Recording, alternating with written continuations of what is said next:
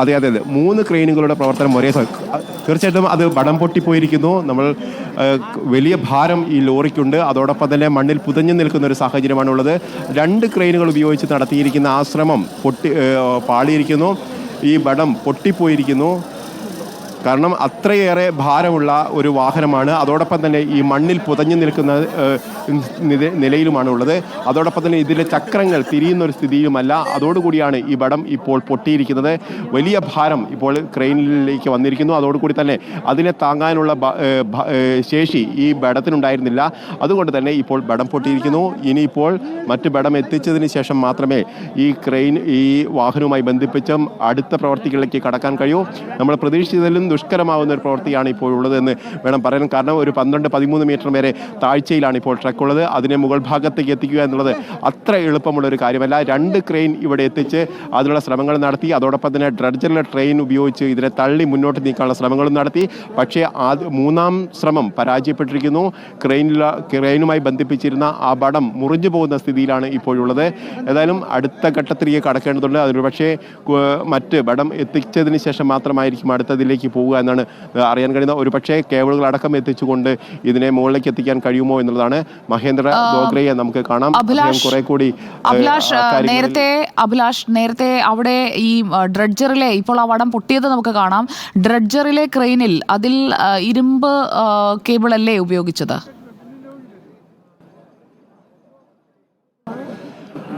തീർച്ചയായിട്ടും ഡ്രഡ്ജറിലെ ക്രെയിനിൽ ഇരുമ്പ് കേബിളുകളാണ് ഉപയോഗിച്ചിരിക്കുന്നത്. അത് മറ്റൊരു രീതിയിലാണ് അത് പ്രവർത്തിക്കുന്നത് എന്നുള്ളതാണ്. കാരണം മുകൾ ഭാഗത്ത് തന്നെ ചുരുട്ടിയെടുക്കുന്ന രീതിയിലാണ് ഇതിൻ്റെ പ്രവർത്തനം. വീലുകളിലേക്ക് ചുരുട്ടിയെടുക്കുന്ന രീതിയിലാണ് അതിൻ്റെ പ്രവർത്തനങ്ങൾ നടക്കുന്നത്. അത് ഉപയോഗിച്ച് അത്തരം വടങ്ങളല്ല ഇപ്പോൾ ഉപയോഗിച്ചിരിക്കുന്നത്. ഒരു പക്ഷേ ഇതിൻ്റെ അകത്തുള്ള ഡ്രഡ്ജറിലെ ക്രെയിനിൻ്റെ അത്രത്തോളം ശേഷി പുറത്തുള്ള ക്രെയിൻ ഇല്ല എന്ന് നമുക്ക് തീർത്തും പറയാം. കാരണം ഡ്രഡ്ജറിലെ ക്രെയിൻ ഏതാണ്ട് 25 ടണ്ണോളം ഭാരം എടുക്കാൻ ശേഷിയുള്ള ക്രെയിനാണ്. പക്ഷേ ഇപ്പോൾ എത്തിച്ചിരിക്കുന്ന ക്രെയിൻ അത്രത്തോളം ശേഷിയുള്ളതല്ല. അതുകൊണ്ട് തന്നെയാണ് 2 ക്രെയിനിനെ ഇവിടെ എത്തിച്ചിരിക്കുന്നത്. പക്ഷേ ഇപ്പോൾ ഈ വാഹനവുമായി ബന്ധിപ്പിച്ചിരിക്കുന്ന കേബിളുകൾ ഉപയോഗിച്ചുമല്ല, അതിൻ്റെ ഉപയോഗിക്കുന്ന ഒരു തരത്തിലുള്ള വടം ഉപയോഗിച്ച് മാത്രമാണ് ഈ വാഹനവുമായി ഇപ്പോൾ കെട്ടിയിരുന്നത്. ആ വടമാണ് ഇപ്പോൾ പൊട്ടിക്കുന്നത്. അതിൻ്റെ കേബിളുകളല്ല.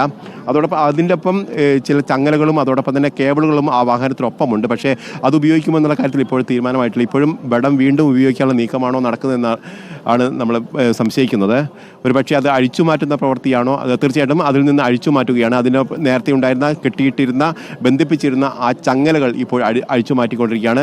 ഇനി ഒരു പക്ഷേ ആ വടം ഉപയോഗിച്ച് ഈ ദൗത്യം മുന്നോട്ട് കൊണ്ടുപോകാൻ കഴിയില്ല. അതുകൊണ്ട് തന്നെ മറ്റെന്തെങ്കിലും മാർഗ്ഗങ്ങൾ, അതായത് ഇരുമ്പ് കേബിളുകൾ എത്തിച്ച് ബന്ധിപ്പിക്കാനുള്ള നീക്കമായിരിക്കും നടക്കുക എന്നാണ് അറിയുന്നത്. ഒരുപക്ഷേ മഹേന്ദ്ര ദോഗ്രെ അത്തരത്തിലുള്ള നിർദ്ദേശമാണ് നൽകുന്നതെന്ന് അറിയുന്നു. അതോടൊപ്പം തന്നെ ഈ വടം പൊട്ടിയിരിക്കുന്ന ഒരു സാഹചര്യത്തിൽ ഇവിടെ ഉള്ള ആളുകളെ കൂടി നീക്കാനുള്ള ശ്രമം പോലീസിൻ്റെ ഭാഗത്തുണ്ട്. കാരണം ഈ വടമൊക്കെ പൊട്ടുമ്പോൾ അരികിലേക്കൊക്കെ തെറിക്കാനും അപകടം പറ്റാനും ഒക്കെയുള്ള സാധ്യതയുണ്ട്. അതുകൊണ്ട് തന്നെ ആളുകളെ നിർബന്ധമായി മാറ്റുന്ന ഒരു പ്രവൃത്തിയാണ് ഇപ്പോൾ ഈ മേഖലയിൽ നടക്കുന്നത്. ഏതായാലും അല്പസമയങ്ങൾക്കകം തന്നെ ഈ പ്രവർത്തനം പുനരാരംഭിക്കും. കാരണം വടമടക്കം എത്തിച്ചതിന് ശേഷമായിരിക്കും എത്തിക്കുക. ഒരു പക്ഷേ ഇതിൻ്റെ മറ്റ് വടങ്ങൾ ആ വാഹനത്തിലുണ്ടാവും. അതുപയോഗിച്ച് വീണ്ടും കെട്ടിയിട്ടതിന് ശേഷം മുകളിലേക്ക് എത്തിക്കാനുള്ള ശ്രമങ്ങളായിരിക്കും നടക്കുക.